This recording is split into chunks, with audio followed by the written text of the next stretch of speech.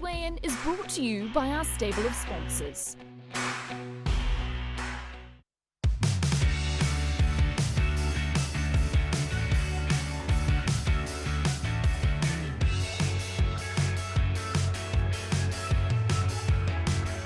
You got the weight to numbing the pain. Don't start running away from here. Stop running away from fear. 'Cause you got a heart is stone, but lips are gold. I guess I'm so. What do I know? Yeah, what do I know? I can't seem to ease my mind. Memories lost behind, lost without you. Some wonderful memories of Melody Belle, and of course on Saturday that was her last run in the Doomben Cup. We farewelled her and we will farewell her again this evening. She passes through the ring tomorrow as lot 510. Plenty to get through this evening with our domestic reviews as well. All of that to come here on Weigh-In. We've had a bit of a spice up when it comes to my co-hosts. We're mixing things up, and Luke, you're joining us on the panel this week. Great to have you with me. Great to be here, Emily, although I think it's more of a watering down than a spicing up. But very pleased to be joining you on Melody Belle show. I know we're not going to be spending an hour talking about it, but we could, and it would kind of be fun. She's been such a great race mare, and she gave her all on Saturday, didn't she? I thought on the corner she might even run last, but she's so genuine. She just keeps on giving and keeps on giving. So a great mare, and it's going to be so interesting, isn't it, tomorrow to see what does she sell for? Maybe we'll talk about an overs under on that later in the show. Yeah, there's plenty of chat. I've asked a number of people, and yeah, we'll find out, see what you think as well at home. Let's get into our race reviews first, though. We kick things off at Te Rapa in the form of the Waikato Steeplechase. Mesmerise, the winner of this one. Now Mesmerise, been given full ball by Sean Fannin. Took over here, Mesmerise. It's a wonder, still not done with yet. 2 lengths away, then Zentangle and Mr. Enthusiastic at the last. They rose in unison, and the pacemaker on the outside is Mesmerise. It's a wonder's a length away, trying to rally again on the flat. Further back, Zentangle and Mr. Enthusiastic. Mesmerise. Mesmerise in those famous colours, and Sean Fannin. Mesmerise wins the signature home to Waikato Steeplechase. Second over was It's a Wonder. Third at the line, Mr. Enthusiastic. Well, the rising 12-year-old looked pretty youthful in this victory in that Waikato Steeplechase. Beat Zentangle at a latest outing, Luke, and that form stood up. And it's great to see those famous Connor colours coming to the fore. Absolutely. He's a mainstay of a very difficult part of the business to make a living in, training jumpers for sure, Raymond Connors. This is an interesting horse too. Took, I think, 14 starts to break the Steeplechase maiden, and then has clicked as basically a 10 or 11 and 11-year-old, and just travelled during the run here. Was the only one you wanted to be on, and will be winning again soon. I pity poor old It's a Wonder there, bothered by Zentangle all the way round, under his big weight. Gallant as ever. I really, really like that horse, and brings up a bit of a hobby horse for mine as well, that we need some set weights races for the jumpers around to actually keep some of these good horses interested, because they just get crucified in the handicaps once they're the reigning jumper of the year, as It's a Wonder is. And even Mr. Enthusiastic running on for third there. I know there's no fixed odds book open at the moment on the Great Northern, but if there were, I'd kind of be interested in Mr. Enthusiastic. I think he might have turned a corner there too, and he's a horse lower in the weights there as well. But very little between those top jumpers at the moment. I know, it makes it competitive racing, and I know the Connors team, they're indicating the McGregor Grant Steeplechase at Ellerslie on the 7th of June would be the next outing for Mesmerise. Let's press on with our reviews. We get you along to the Waikato Hurdle as our next race, and the successful horse in this was the Cossack. The pacemaker now, Lockerburn, back to Master still there. The gap appears now for Ali Baba. Out wide the Cossack and Tamara over the third to last. 5 of them in here with a winning chance. It's now back to Master, out wide the Cossack. Right there Lockerburn, back to Master over on the inside. The Cossack's ranged up now, and these are the 2 from in behind them. Next is Lockerburn at the last, back to Master, plough through it, nearly dislodged the rider, and that gave the race to the Cossack. The Cossack and Aaron Kuru are going to win the Fairview Motors Waikato Hurdle. Second over, back to Master. That mistake at the last cost him. Third over as they went across there. Oh, Luke, you go all that way round and you falter at the last fence. It was really tight between Back to Master and the Cossack, but a last fence falter just really gave the race to the Cossack. Do you think he would have won it? I think he would have gone close, yeah. At that distance, I think a mistake like that really knocks the stuffing out of them. Yeah. And that's just, it can be that small thing is just the difference, yeah. His time will come with a big race win for sure, Back to Master, but the Cossack, a little bit too good on the day there. I have to say as well, and I know I don't want to digress into big picture stuff too much, but I did look at those two races and they were both excellent races. And I'm a big jumps racing fan, Emily. I love it. I think in winter, it's one of the few things actually that sort of really gets you enthused about looking at the races on a Saturday or even midweek. I do think the powers that be have to really address where jumps racing fits into the future of New Zealand racing, because the stake money available makes it so difficult to attract any owners when you can have one of the best jumpers in the country.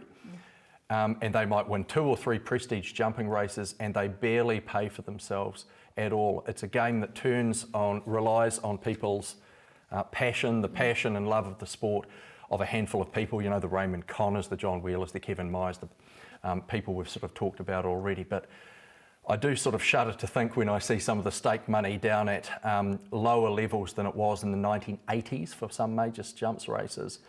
And it does make me wonder with that and the looming animal rights movement that hasn't really got its teeth into New Zealand yet for jumps racing. I think there are some big questions for the powers that be to address with jumps racing in New Zealand, and I hope steps are taken to really protect it, retain it and make it worthwhile. A number of people taking advantage, of course, of Australian jumps racing as well, where the prize money is so much better. And Aaron Kuru, I guess one of those as well, from a jockey perspective, a flying visit back resulted in a success in the Fairview Motors hurdle. Well, for pure horseperson talent, he would be up there with the very best in the country, wouldn't he? And he'll live forever on that famous Des de Jure ride where he fell off kind of and got back on and still won the race. That still ranks as a good must watch on YouTube occasionally when you've got nothing better to do for a while. Amazing horseman and very, very hard to beat over the jumps. Yeah, exactly right. And I think that the Great Northern Hurdle will be the likely target for the Cossack moving forward. Let's continue into some flat action, and it's Run to Perfection's turn. And he was successful in that open handicap, the Dunstan Feeds 1400. Equinox looks to run on as well as they head home. Further out there to Stephen James, down to the 250. New York Jazz made the lead. Equinox on the outside's coming after it, and here's Run to Perfection, looming large along the inside at the 150. Run to Perfection raced for the post here, went away by 3-4 lengths. Oh, he's right in the zone today. Run to Perfection will get them second. At the line will be New York Jazz, then followed by Equinox, Intrigue. A 5-length victory for Run to Perfection, a treble on the day for Michael McNabb as well. And I was on this horse last time at Waikato, finished 9th, but it was better than it looked. Yeah. And that form really lived up. He was building to something, Luke, and today was the day.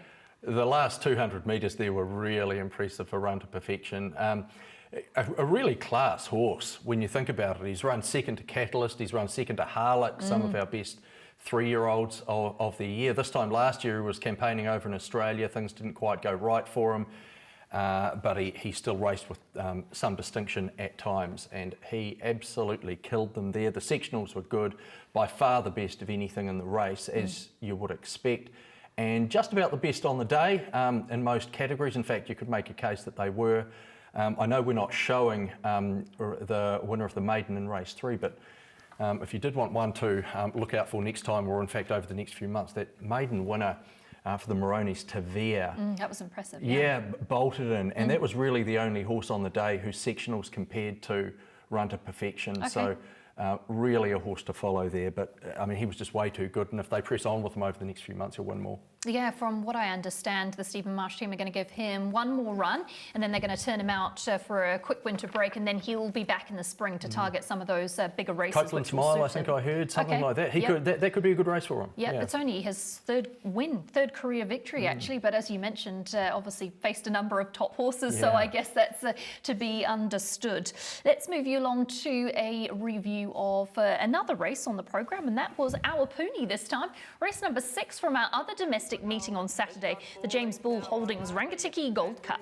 Belplacia, Vent over on the outside, trying to lift again. Still Quiz Kid in front here as they get down with the 200-metre mark. But Belplacia starting to get up alongside, kicking Quiz Kid, Belplacia, and then Hartley wide out is William Wallace. Belplacia has got to the lead in the shadows, and it's a local victory. It'll be Quiz Kid, Hartley, maybe Montvento and William Wallace Monakia behind them. This was one definitely for the girls because Katie Hercock did the riding. You had Lucy Tanner doing the training.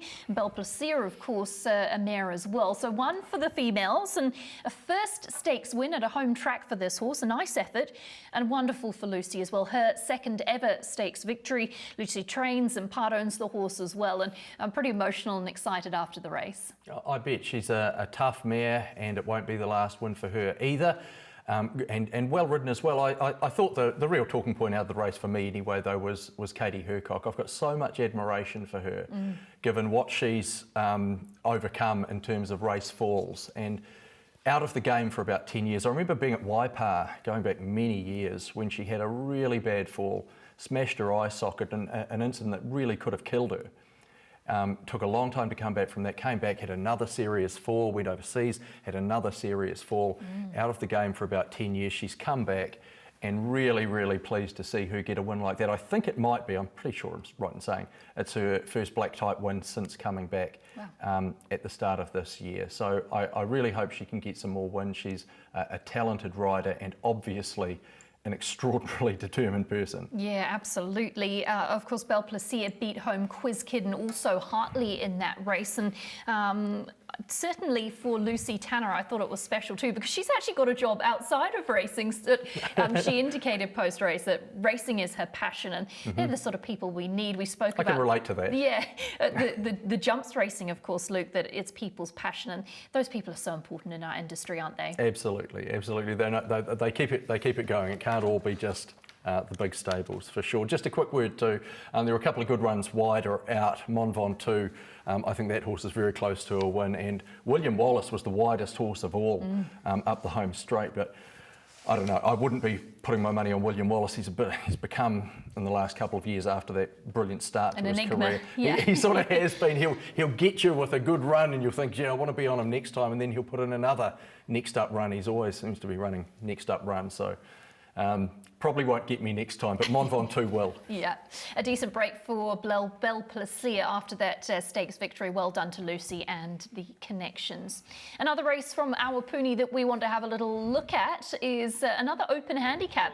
This one was over the 1200 metres, the John Turkington Forestry Fox Pine Logging Limited Open Handicap. She's starting to put in now as they race on down on the inside. Mr. Universe, Tavish Court, London Express, Mason Roxanne giving itself a shot as well. Four of them are starting to line up here. They get down with 100 metres to go. London Express coming after them, and yep, she got it just right. The lady here, Hazel. I think Tony Lee summed that up to perfection, just right. It was literally a head down on the line, Luke, but Hazel Chauffeur gets another win on her bid to be champion apprentice, and London Express, Alan Sharrett combining with this one. She's always been a good horse, London Express. You know, good two-year-old black type winner. I think it was the Castletown. This horse won as a two-year-old. She really looks to me, though, to have, and it's hard to judge these things off TV, but she really looks to me to have come back a stronger horse this time in now as a five-year-old. It may be a little bit hard to place. I'm not sure what they have in mind for her. There is a black type race at Tauranga over 1400 metres for fillies and mares at the end of that next month. That would be a good sort of race for her. Anything like that should be highly competitive in. The remainder of those horses, they're good runs. It's Mason Roxanne, one of the better horses around who hasn't won black type. They'd love to get some black type for her pedigree, being one of the best bred horses in the country. And Mr. Universe, well, he came through. And what I think, although the track was playing very fair, I think maybe the inside by later in the day was just a little bit inferior to out wide. So another good run from him, but not a screaming next upper either. But London Express, very genuine horse. You go back through her career, you don't see very many bad runs. No, exactly right. We're going to update you on the Trainers and Jockeys Premiership now. Here's a little look at both of those. Trainers Premiership, as you can see, Jamie Richards, clear leader with 155 wins. Interesting, Stephen Marsh commenting that his best season to date for stakes winners is 10, and he's wondering if he can get in a 11th for this year because he's currently sitting at his Not that many best options. Yet. Yeah. Not that many options for the rest exactly, of the season. He's really stoked for his stable connections that he was able to secure over $2 million in prize money for the season. Danielle Johnson leading that Jockeys Premiership from Sam Collett, Craig Grills, Lisa Allpress and Hazel Chauffeur. Update around your premierships, and as we get you off to a break, we leave you with a little bit of interest from Oamaru, who are offering a pretty good incentive for you if you want to get involved. The Oamaru Jockey Club will once again provide a significant bonus should the winner of their cup on July the 25th go on to win the Winter Cup at Riccarton. A wonderful incentive and certainly something to get involved in these difficult times, an extra bonus for you. So great info there coming in from the Oamaru Jockey Club. We're going to get you off to a break here on Weigh In, and we leave you with a significant milestone for jockey Danielle Hirani, who secured her 100th winner. Pinsker starting to put in with a run. Here it is on the inside, Smooth Cognac, half of nothing trying to get to it, and Pinsk is flying down the outside. Oh, Smooth Cognac maybe Smooth Cognac here from Pinsk.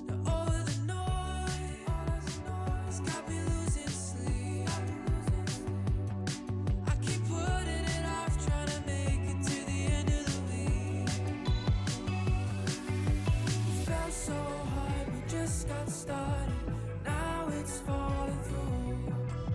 I lost your heart, I disregarded, now it's falling through. When I was with you, there was nothing to prove. What can I do? I can't help but lose. I was away from Santa Monica Bay. Now it's missing.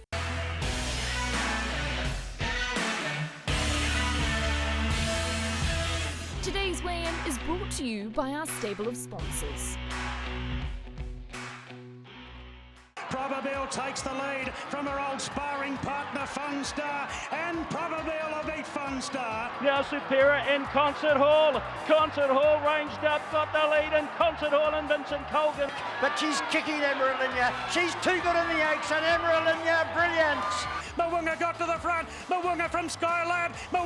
Skylab sets Mawunga just in front. It's Mawunga's guineas. Cornflower Blue punched out by Danielle Johnson in the Waikato Stud colours. Takes the Barneswood Farm Stakes. But Brando, it's another one for Tiakau. Brando won its Piarina, went bang at the 100 metres, and the Travis Stakes is all over. But she's a class above them. Charge your glass. Sauvignon Blanc, too good. Mark, another unbelievable season for Savabeel, arguably, I'd say, one of his best. Is there a weekend that goes by that he doesn't have a stakes winner? No, look, it's been an incredible year.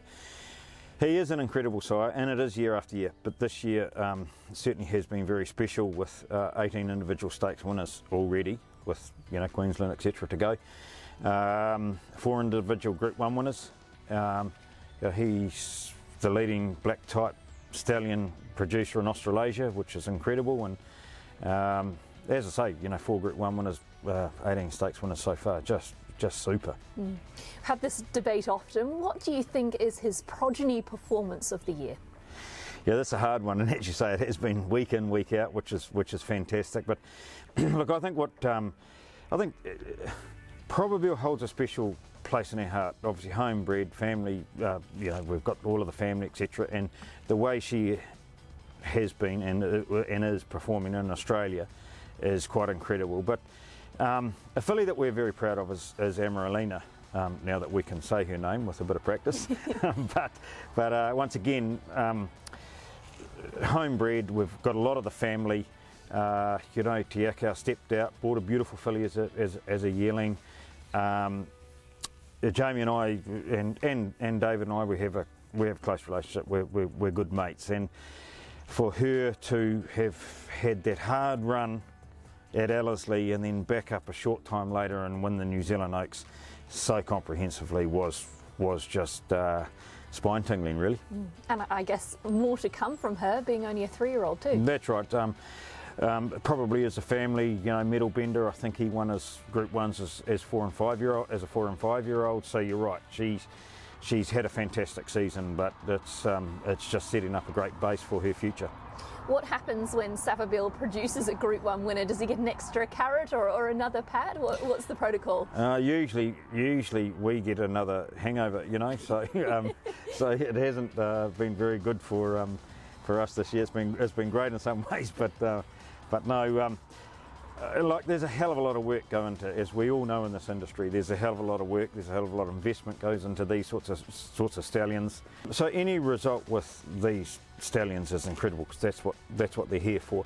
And especially when it's a homebred, when it's a Waikato Stud homebred, these horses and these people that are on this farm and part of our operation, they deal with these horses every day. They become very attached to them, and even though they may go through a yearling ring and then are sold and are in new ownership and are not at Waikato Stud now, we follow them very, very closely, and it's hugely, let's say, enjoyable, and we feel very satisfied when a horse that's come off this farm that we've bred and raised and sold, or hopefully still own ourselves, performs at the highest level. It's hugely satisfying. It's not just Savabeel, he is obviously the big flag bearer, but the farm as a whole has been achieving some incredible things this season. Yeah, certainly. We've had an incredible year. We currently sit on 19 individual stakes winners and 4 individual Group 1 winners, which is just fantastic. And those 4 individual Group 1 winners, they're highlight horses, Aegon, Amaralina, etc. They really are highlight horses. So it's been a massive year. I think our biggest year was, and we sort of set an Australasian record, was 6 individual Group 1 winners of 9 individual Group 1 races. So four individuals this year is huge. To get ones, fantastic. To get more than one's incredible. You're at the top of a couple of tables in Australasia as well, including Sales Progeny that have gone on to win black type races. Tell me about that. Yeah, so that was an interesting one, and that sort of when the article came out on it, and it said, that was just for Australia. So that doesn't include our New Zealand results, because there is one for New Zealand as well, which we hit as well. But the headline sort of said that this is not a misprint, and New Zealand Stud leads the black type producers that have been through a sales ring in Australia, which we're really proud of. And you take a filly like All Hallows Eve.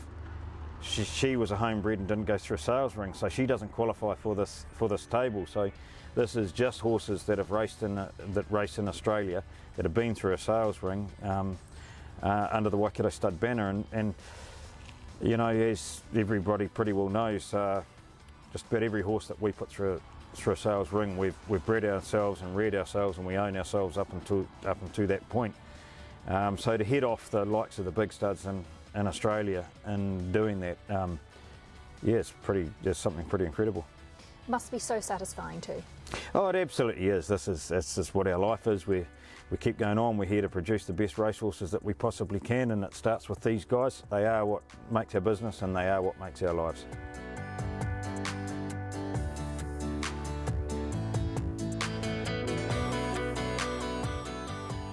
Big congratulations to Waikato Stud on their achievements, and of course just hearing Mark highlight what Savabeel has achieved over his career, but actually for this season. Is there a standout progeny performance for you over the season from Savabeel? Hard to go past Probabeel, I suppose, but I do have a soft spot for Amaralina, partly because of what I think the future holds for her.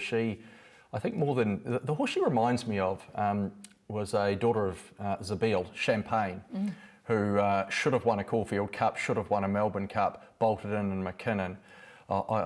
For some reason, Amaralina just really reminds me of her, and I really think she can go close in the Caulfield Cup. I know she's well up there in the futures markets. She's I'm sure she's going to make amends in the spring for what didn't go right for her in autumn in Australia. Yeah, I totally agree with you. I think with a spell under her wing and coming back in the spring, she's going to be a force to be reckoned with, as will Probabeel. We get you along to the Cambridge synthetic track. Of course, that opened last Wednesday and was a great success. We are out and about to find out with everybody what they thought and how the meeting unfolded. Today was the day that I would hear from you. And I called and I called and I called, but never made it through. You said I'm okay, you still enjoyed the view. Well, it's a historic day at the Cambridge Jockey Club because we have our first race meeting on the synthetic track. It's gone off with a bang, a great crowd here today. We're going to get out and about and chat to a few people about how it's progressing. Lost your heart, I disregarded, now it's falling through. When I was with you. Champagne all round in the first here at Cambridge. Champagne Princess and Sam Weatherly are going to race into history. Second at the line will be... Sam, you've got the title as a history-making jockey. How does that feel? Oh, it's pretty cool. Just to probably do it with the family and Pam, who puts a lot into racing. And I guess there's a bit of a buzz out there today, like the crowd's really enjoying it, and it is really cool. From a racing perspective, is it any different to ride on? It is. Like, that's probably actually the first horse I've had that's gone well on the track. So before it, I sort of had my head down, kicking the ground a bit, but no, it does feel good. Like, you go out there, you come back in, there's no mud on you, and it's a good fast racing, and the horses seem to keep up a bit of a gallop, so it is good for winter racing. When I was with you. George, a pretty historic day here at the Cambridge synthetic track. How's it for you? Yeah, not too bad, Emily. It's been a very historic occasion, obviously. A lot of anticipation, a lot of hype, and seen some faces here that I've never seen on a racetrack before. But being the first race meeting here at the Cambridge Jockey Club's headquarters for so many years, the new track, synthetic track, it's just, marvellous. And after a few races, I still can't tip a winner, and importantly, I still can't back a winner. So nothing's really changed in that department. From a caller's perspective, is there any difference for you with it being synthetic? Not really. I just think that the colours actually stand out a bit more to me. One, because on a turf track, you tend to get used to that. But here on this track, I think the colours really do shine out even more, especially on an overcast day like today as well. But I can't tip one, I tell you.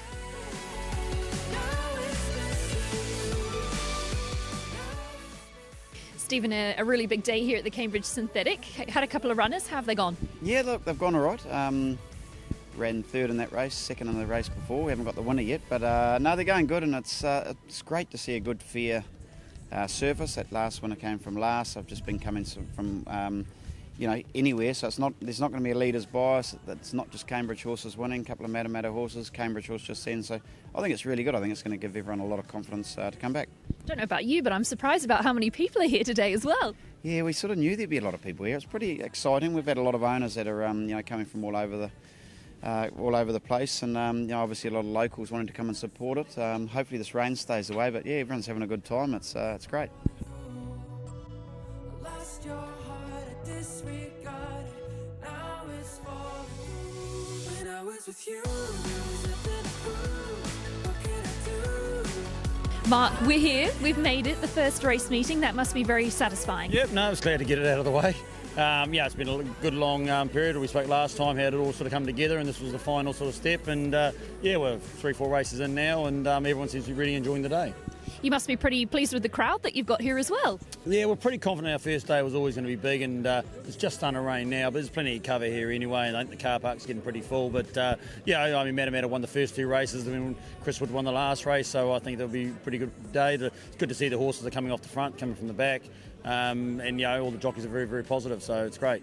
Yes, the feedback's been good by the sounds of it. Yeah, I've been running around pretty busy, to be honest. I haven't actually spoken to too many jockeys, but after the first, they all came back and said, it felt great. The horses, like I said, we had trials actually here yesterday, and the track's the same as it was yesterday. It doesn't matter what the rain we have, and it was good as gold yesterday, and it'll be good as gold tomorrow. It's really important, isn't it, for the industry, and so significant that we've got it over the line. Yeah, it is. I think in another 6 to 12 months, people will really actually appreciate it more. Like the winter's only really setting in now with the rain, and just to have that ability to gallop a horse this morning on it, trial on it yesterday and race on it tomorrow, or today, sorry. Just the confidence. You can go to bed at night as a trainer with the trainer's hat on, not stressing about what the weather's going to be like tomorrow. A couple of the track guys I've spoken to, they said the one thing Cambridge wasn't worried about was the track. Most of the, Alice and those guys, that's their biggest concern. Do they water, do they don't water? For us, it's all the other little things, the track's the same, so it's all good, It's awesome to see some of the other clubs here today as well. I saw Paul Wilcox and everybody coming out to support each other. Yep, and obviously Bart Cowan's come over from Te Rapa. He's actually on our committee as well. So, the support's been great. I think it's got a good atmosphere. It's like a country sort of festival, atmosphere, and everyone seems pretty happy. So we haven't any complaints yet, but the day's still young.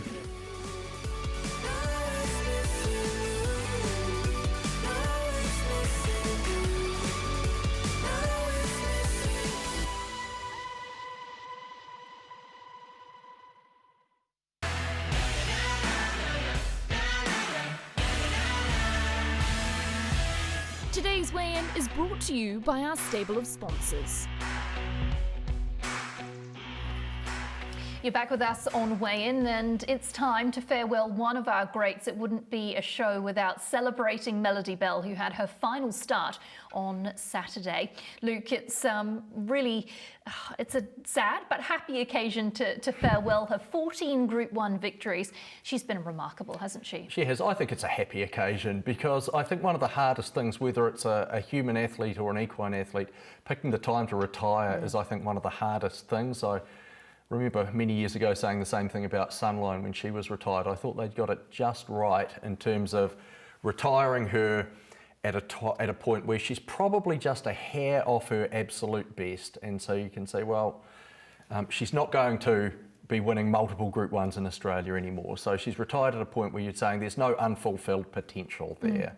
And at the same time, she's retiring sound, she's retiring healthy, and she's retiring close to her best. So I just think it's been perfectly timed and amazing. It's all happened so quickly, doesn't it, with her going through the sales ring in just 24 hours time, or less than that in fact. I did read that Ashley Handley's going to lead her through the sale ring tomorrow when she passes through the ring as lot 510, which is a really fitting, actually. Ashley's obviously her strapper in Australia, and that's such a nice touch. And, it is a nice that'll touch. Be emotional, I can imagine. Oh, I bet it will be, of course. And such a great horse. When I think of her, a lot of good adjectives come to mind, of course. I think durable, obviously, and as they say, durability is an ability.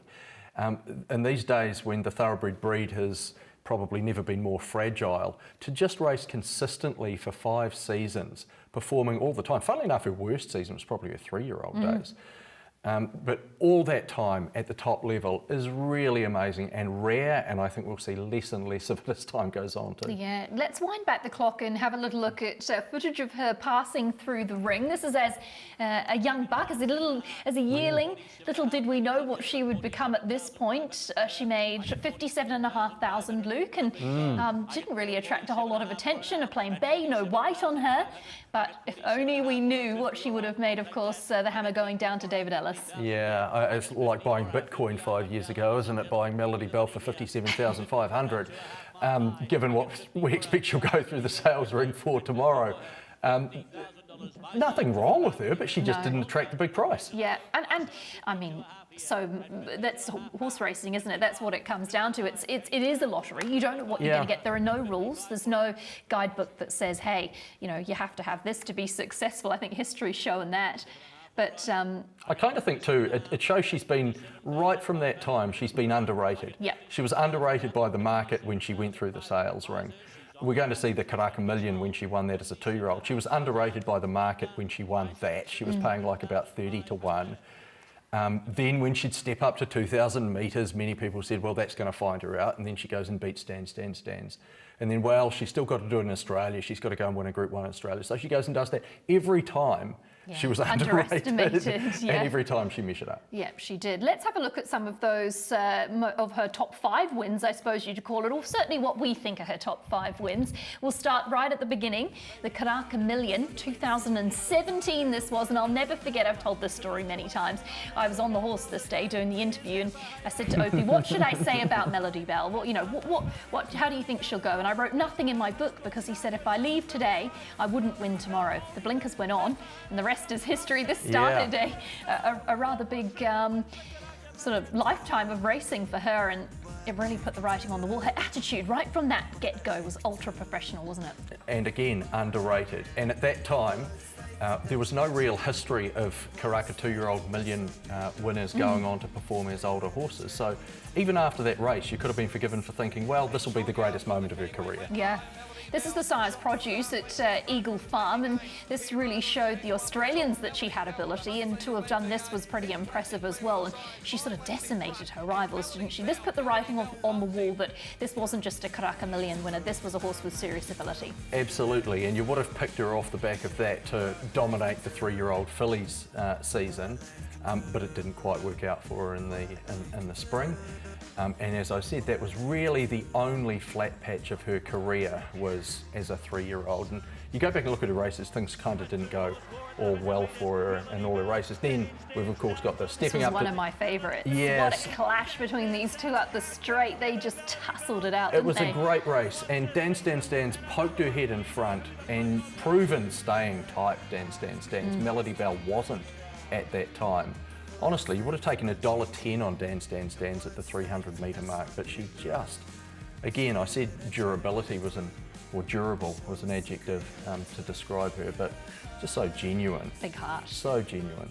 This is a look at the Livermore in 2019 from Hastings, and well, what do you know? Melody Belle to the fore again, and important here was obviously history being made through the Hawke's Bay and what she was able to achieve, winning those 3 races across those distance ranges, something that had never been done before. And at that Hall of Fame dinner when we spoke about Starcraft, that just highlighted he couldn't do it. Melody Belle could. That really rings it home.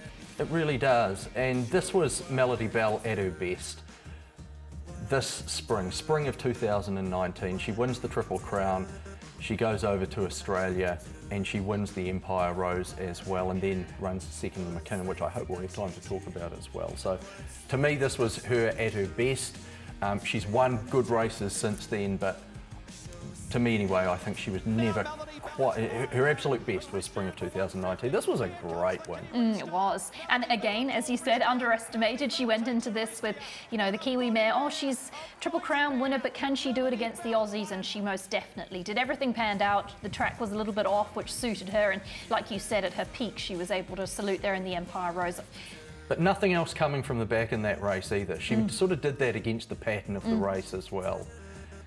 So I think that's possibly the most important one of her career, because not having a single Group 1 in Australia, her resume would look significantly different. The Bone Crusher is another race that we wanted to touch on. That's from this year, and of course this was the record-making, history-making win where she surpassed Sunline for Group 1 victories and made it 14.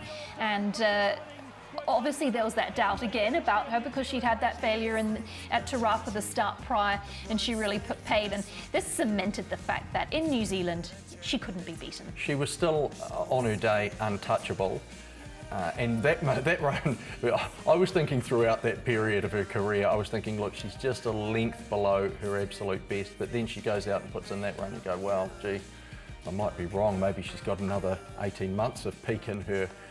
A great win. That was kind of her last hurrah, really, wasn't it? And wonderful she was able to do that in New Zealand, I think, because so many fans, even during this season when she started the campaign off in Australia and then she came back to New Zealand and won those races here, for New Zealand fans in a period of real tough times through COVID, it was a real shining light to have her back and being able to celebrate her. It absolutely was. She was the punter's friend. If you backed her throughout her career, you'd be well and truly ahead of the game. I'll go a little bit off piste here and say I actually think the best race of her career was a run in defeat, And this is the McKinnon Stakes of 2019. This is 7 days after that Group 1 win in the Empire Rose. She got, the draw cost her. The draw cost her in this race. She was drawn out, she had to go back. No criticism of the ride, she just had to go back there from where she was.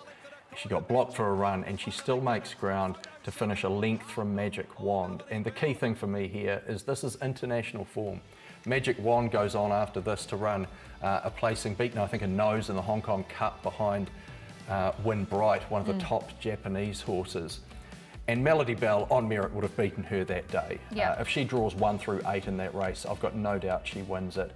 So for me that was the greatest run of her career because it showed that she was world class. The form around Magic Wand is up with the best weight for age turf horses in the world.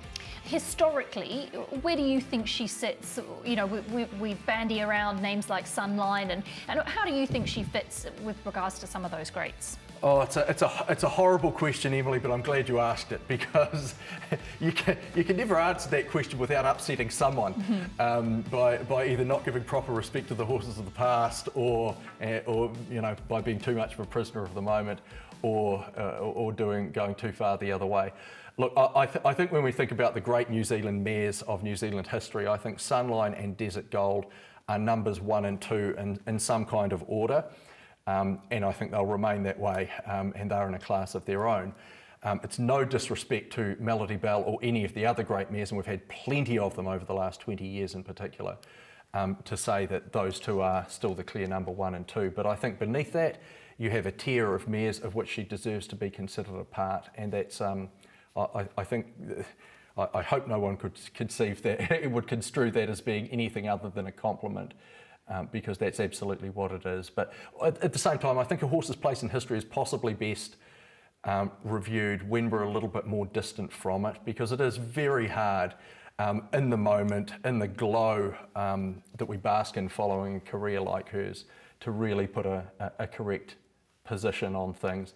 And I also have respect for people that say great horses are to be admired, not compared, but I still think it's kind of fun as well. So that's what I would say anyway. We've done all of, I guess, her career to date, but what about that start on Saturday? Let's have a look at her final race day start in the Doomben Cup.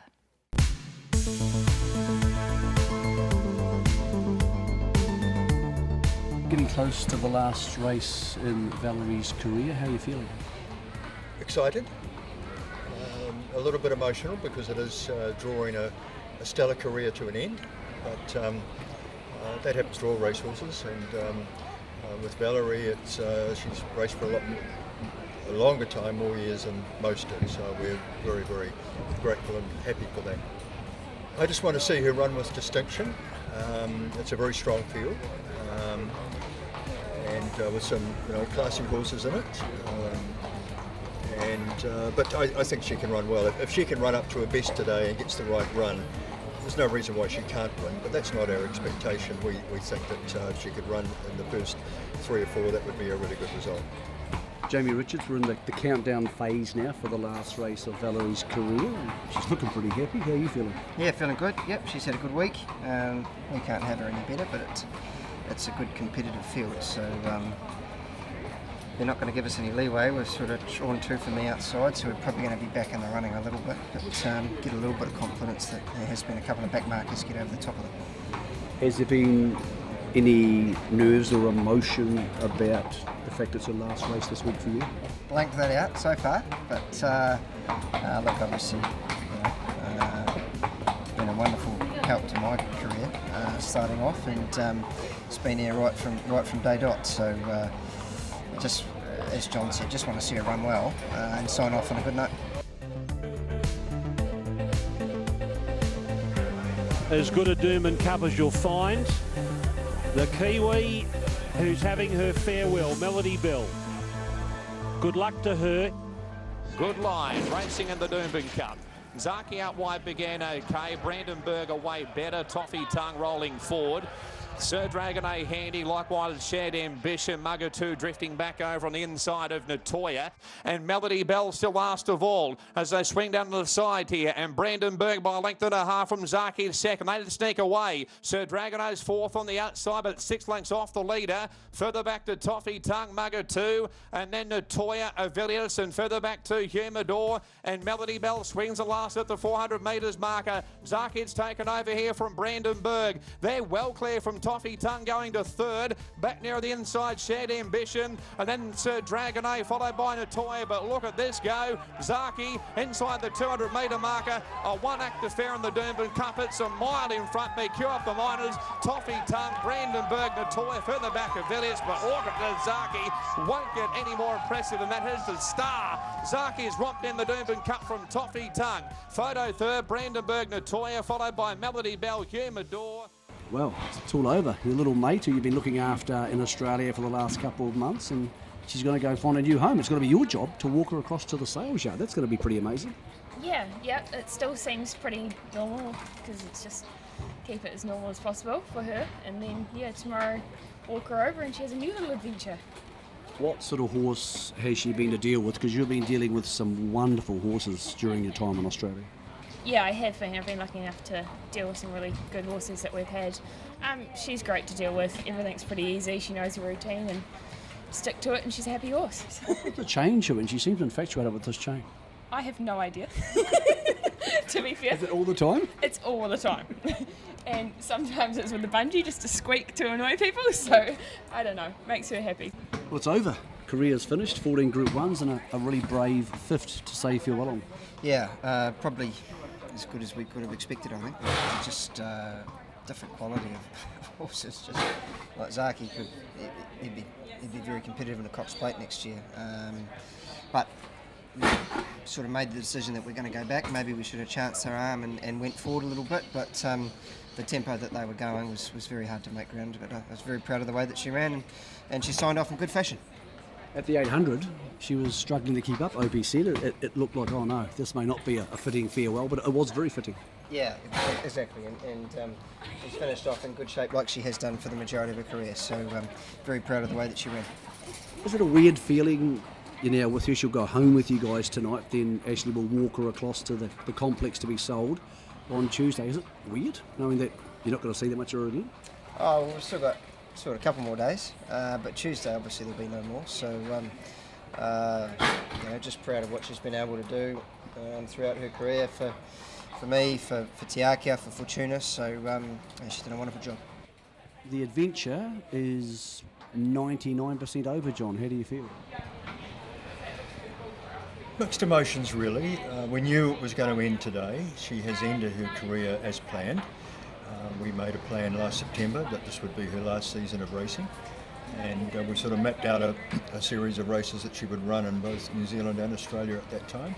So it's been well. The point I'm trying to make is that she hasn't retired because she's been injured or out of form. She's come here today and run with distinction. We're very proud of her, and now she goes to the sale, and hopefully she'll have an illustrious career as a broodmare. On Tuesday morning, she goes through the sales ring on the Gold Coast. What's a realistic number in your head? Because I'm sure the syndicate have asked you. What do you think is likely to happen there in a ballpark? Probably been asked that question 30 or 40 times, Mick, but it's not for me to speculate. It will be a seven-figure sum. Whether it's got a 2 or a 3 or a 4 in front of it, we'll know at about 10:35 on Tuesday morning. I believe the boys from Coolmore were out at 8 o'clock on Thursday morning. That's good to know because they're one of the obvious outfits that have the firepower to buy a horse like this. Correct, and there's been interest from most of the other big organisations as well. So I believe she'll be well sought after. We're relaxed about it. As you know, she only cost us $57,500. She's won over $4 million.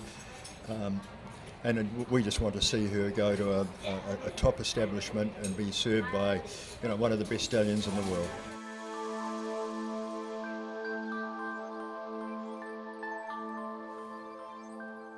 And And we bid Melody Belle a very fond farewell off the back of her very brave 5th in the Group 1 Doomben Cup.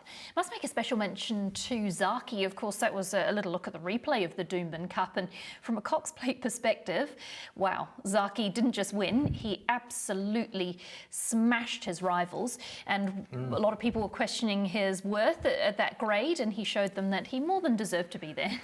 He sure did. He's now the Cox Plate favourite and deserves to be on that run. He rated through the roof. Very good judge, of course, Dominic Byrne, whom we know well in New Zealand, particularly around Melbourne Cup time, was saying this run of Zaki's rated equal to Might and Power's Doomben Cup win. And it's just hard to fathom because his form in the UK wasn't that great, but he's killed them and he deserves to be the favourite, although you've got to be a bit wary backing Cox Plate futures at this stage because I'd say it's probably 50-50 the Cox Plate winner may not be in Australia yet. Some very good Japanese horses nominated for that race as well, but oof, he was off the charts, Zaki, incredible. He was, and the crowd was pretty much speechless there on the day after his victory. Another horse who is retiring, one of the greats, and also started his career in New Zealand, is Humidor. He bows out after his run in the Doomben Cup on Saturday. Here's a little look at him taking on Winks, and Luke, he pushed Winks to the absolute limit. He did. I think this was the biggest fright Winks got, aside from the Warwick Stakes today where she missed the start by 4 lengths. There was a moment there in the home straight where I thought it was shades of Ajax and Spear Chief to go back almost 100 years.